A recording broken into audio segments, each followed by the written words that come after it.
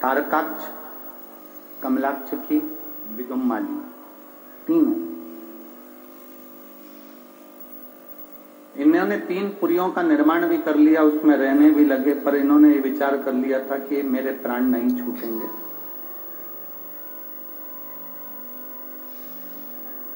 हमारे प्राण नहीं जाएंगे, ये इन्होंने सोचा, पर ऐसा नहीं। शिव कथा कह रही है, आए हो जाना ही है, बस इस शरीर से कोई अच्छा कर्म कर कर चले।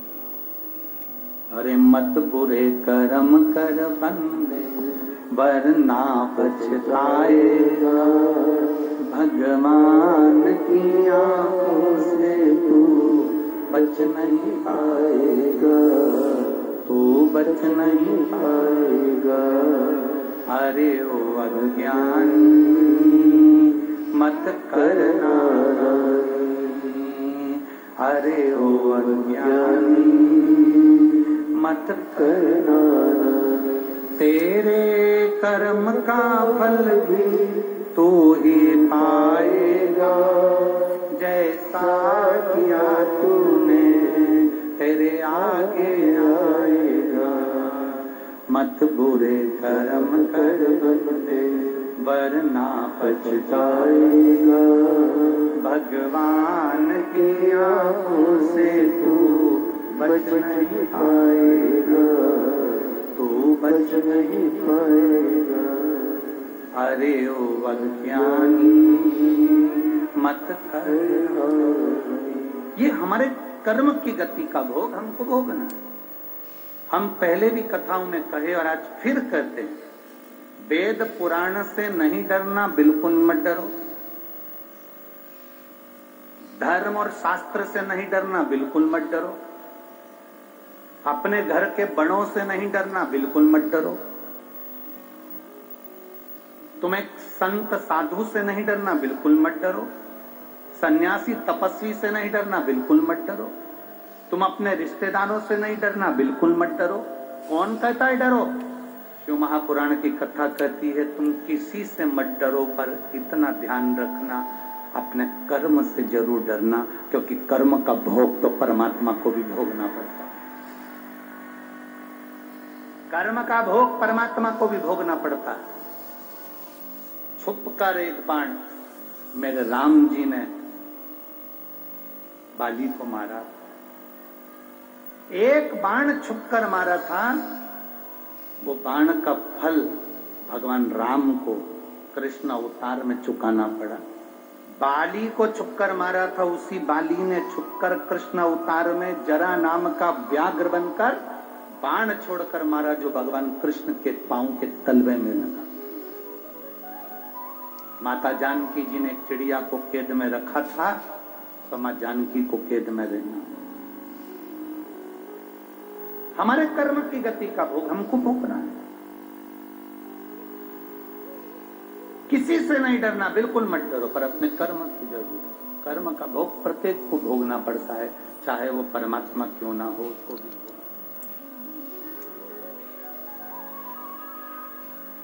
कुछ अच्छा करते चलिए जीवन में। मेरे भोलेनाथ जी की कथा ही यही कहती है, शिव महापुराण कथी यही है। तारकासुर के 3 बेटे, तारकाक्ष, विदुम्माली, कमलाक्ष की तीनों को समझाया भगवान शंकर ने। तीनों को समझाया, देखो तुमने 3 पुरी बना ली, तुम्हारा 3 महल बस गया, 3 नगर बस गए। तुम 3 नगर में आराम से रहो, अपना आनंद पाओ, भगवत भजन करो, कीर्तन करो, पर वो मानने कोई तैयार। उपद्रव पर उपद्रव। भगवान शिव से देवताओं ने विनती करी, शंकर भगवान ने सारे देवताओं से कहा कि तुम पशु बन जाओ। सारे देवता पशु बन गए। शिव उनके पति बन गए।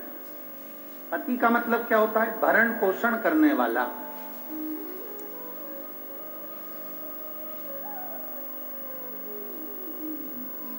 पति का मतलब केवल एक ये नहीं होता कि करवा चौथ से चलनी में मुंह देख लो।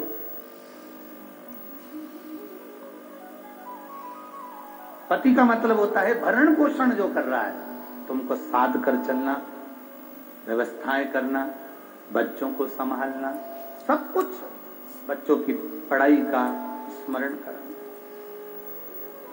देखो, पिता में और माता में एक बहुत बड़ा अंतर है मेरी जीजी और मेरे जीजा। पिता और माता में सबसे बड़ा अंतर यह है कि पिता बच्चों को अच्छी एजुकेशन दे, पिता अच्छी कमाई करे, बच्चों को अच्छी ट्यूशन दे, पिता बच्चों को अच्छे कपड़े पहनाए, पिता बच्चों को, परिवार को अच्छा भोजन कराए। ये पिता का काम है। और माता का काम है, पिता से ज्यादा काम है माता का। माता का काम है केवल बच्चों को बड़ा नहीं करना है, अपने बच्चों को संस्कारवान बनाना है। ये माता का काम है।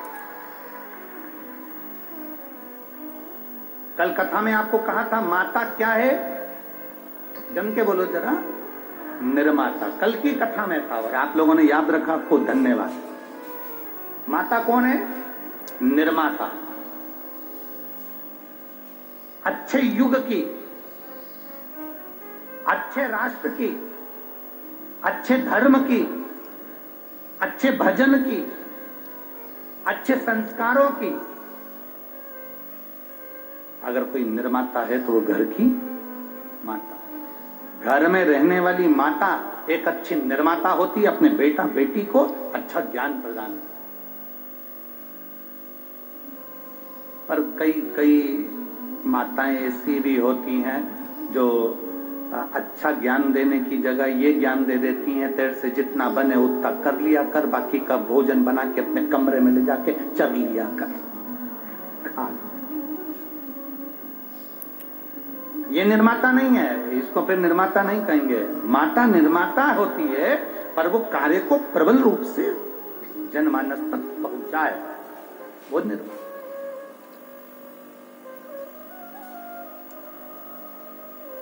देवी भागवत पढ़ी है आप लोगों ने? किसी ने पढ़ी हो तो हाथ उठाओ जरा। पढ़ी है बहुत सारे लोगों ने, रखो। देवी भागवत में स्पष्ट कहा गया, जब सारे देवता मिलकर थक जाते हैं तब सारे देवता मिलकर माता के पास जाते हैं। पार्वती जी के पास में, दुर्गा जी के पास में, देवी जी के पास में जाते हैं। इसलिए हमारे सनातन धर्म में प्रत्येक व्यक्ति की कुल देवी होती है। कुल देवी होती है कि नहीं होती? प्रत्येक व्यक्ति की कुल देवी होती है। कुल देवी मतलब अपने मन की बात कहने के लिए अपने माता के पास जाना। अब जब सारे देवता जब नाराज हो जाते हैं, सारे देवता जब कष्ट में आ जाते हैं, तो सबकी सब माता पार्वती जी के पास में जाते हैं, दुर्गा भवानी के पास जाते हैं, देवी जी के पास जाते हैं और उनके पास जाकर प्रार्थना करते, उनसे जाकर विनती करते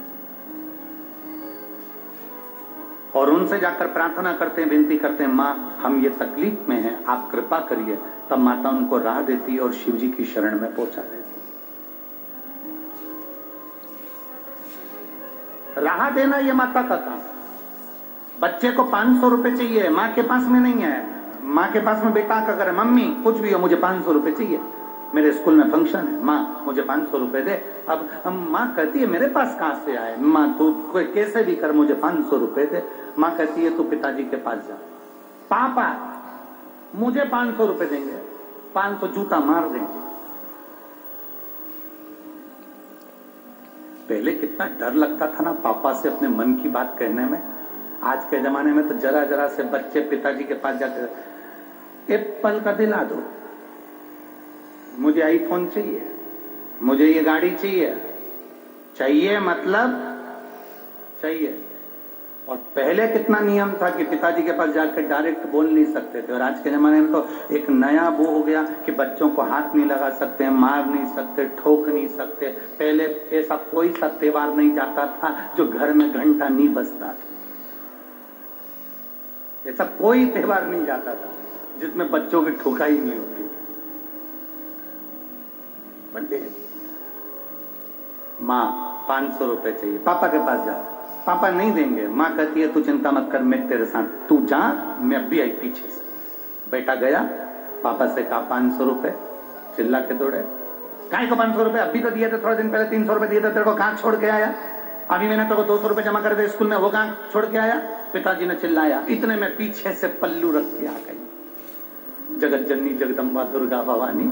माँ आते सी बोली, देखो बच्चे हैं, काम बढ़ता रहता है, स्कूल में इनकी शान थोड़ी ना नीचे गिरेगी, और आपके बेटे हैं, लोग क्या कहेंगे?